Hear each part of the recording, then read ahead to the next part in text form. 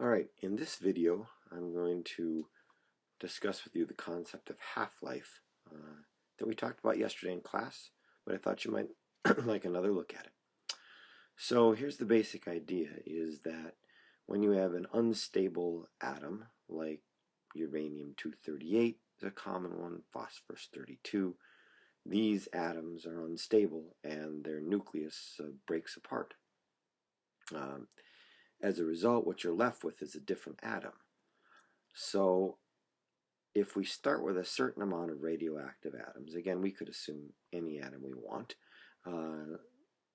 then let's say we start with 1600 radioactive atoms, and then every so often, like in here it's every 10 days, every so often we figure out how many do we have left. Now there are ways to do that with special radioactive counters. Anyway, what you'd find is a graph that looks like this, very similar to the graphs that you guys came up with in your lab work when we flipped the split peas.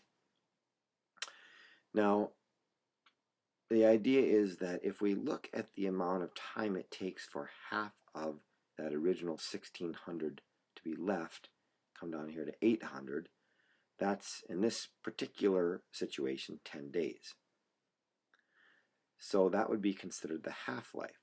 But I want you to see that that works even beyond that. What if we wait till half of it goes again? Half it decays again. So here's 800. Half of 800 is 400. How long did it take to drop again in half? And the answer here is, well, that was 40 days into the experiment, but the last time we checked at 800 was 20 days. So again, it took from 20 to 40, or 20 days, to get to half. We can even do that one more time. If we look out here to where is there about 200, and that comes out here at 60 days. And so tracing that over, we find that to go in half again from 400 to 200, we get again from 40 to 60 days, or 20 days. So every 20 days, the amount gets cut in half. That's the concept of half-life. Different elements have different half-lives. For example, the element uranium-238, which has an atomic number of 92, that has a half-life of about 4.5 billion years. Another one that I mentioned is phosphorus-32, and phosphorus-32 has a half-life of around 14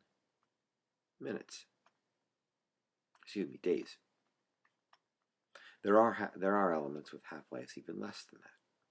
So let's say we have 8 grams of radioactive uranium-238.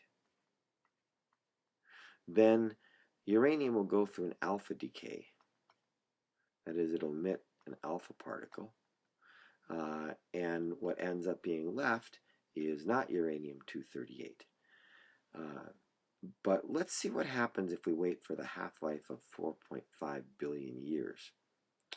Well, if we wait 4.5 billion years, that's a long time, we'd be left with half of it, or about 4 grams.